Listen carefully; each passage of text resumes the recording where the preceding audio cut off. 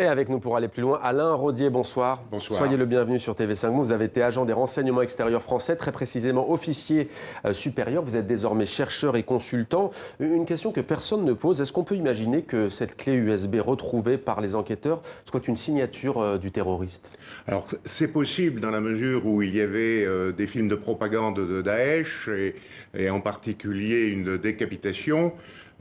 Moi, ce qui m'étonne, c'est qu'il n'y ait pas eu encore de revendication, parce que généralement, Daesh s'empare de tous les attentats qui peuvent avoir lieu, même depuis un certain temps des attentats qui n'ont aucun lien avec l'organisation. Je me souviens de l'attentat de Las Vegas, où un homme avait tiré dans la foule, avait été revendiqué par Daesh, alors que visiblement, il n'était pour rien. Mais qu'est-ce que ça change qu'il y ait revendication ou pas, au fond? Eh bien, généralement, ça... non, ce qui pose question, c'est plutôt que pourquoi il n'a pas revendiqué. Et bon, on va peut-être avoir une explication dans les 3-4 jours qui viennent, mais pour le moment, son silence est étonnant et bon, il n'y a pas de leçon à en tirer pour l'instant. Cet homme était habilité au secret défense, ça veut dire qu'il y a potentiellement, on vient de l'entendre dans cette clé USB, des documents très sensibles. Oui, il y avait des documents sensibles parce que rien que la liste de des membres donc du renseignement de la préfecture de police de Paris, avec leur nom, leur adresse, éventuellement leurs photos, c'est déjà des informations. Cela constitue des informations extrêmement sensibles. Vous dites que ces fichiers de la préfecture sont des objectifs précieux pour des organisations type Daesh.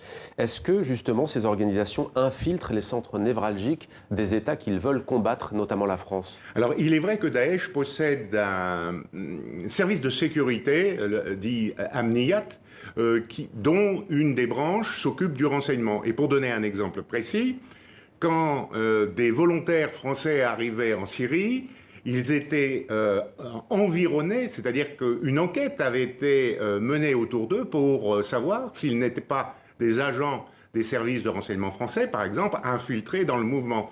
Et cette enquête, en réalité, elle avait lieu déjà en France. Donc, dans le cadre de ce travail, il est évident qu'un fichier d'un service de renseignement comme celui de la police, la préfecture de police de Paris, était un objectif sensible extrêmement important. Maintenant, on n'a absolument pas la preuve que cet individu ait passé des informations. Ce qu'il y a, c'est qu'il avait accès à ces informations très sensibles.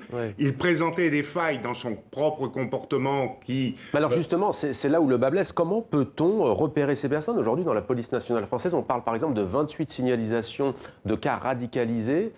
Comment peut-on lutter de l'intérieur, dans l'armée, dans la police, dans les institutions, les centres névralgiques face à cela? Alors déjà, il faut définir ce qu'est la radicalisation. Qu'est-ce qu'on appelle la radicalisation? Parce qu'on peut être un religieux très pieux, musulman, juif, catholique, et pas être radicalisé. Si faire 5 prières par jour et faire le pèlerinage à la Mecque, c'est un signe de radicalisation, bien, on a des soucis à se faire, parce qu'il y a beaucoup de concitoyens français qui... En revanche, se réjouir des attentats contre Charlie Hebdo au sein de ce qui était avant les renseignements généraux, ça pose question. Alors voilà, déjà, ça, c'est...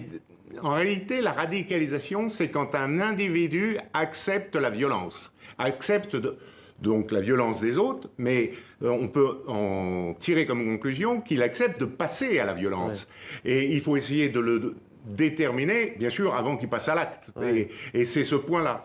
Cela dit... Est-ce que vous pensez qu'il est possible que ses collègues, que les agents du renseignement, les surveillaient lorsqu'il a tenu ses propos et qu'ils aient attendu d'avoir des informations pour voir avec qui il discutait à l'extérieur sans s'imaginer qu'il allait s'en prendre à son institution même? Non, je ne pense pas. Je ne pense pas parce que c'est une administration comme une autre, en fin de compte, même si elle est habilitée au secret défense.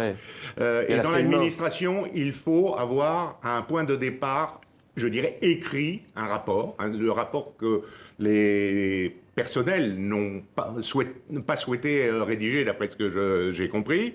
Et à partir de là, on peut déclencher une enquête.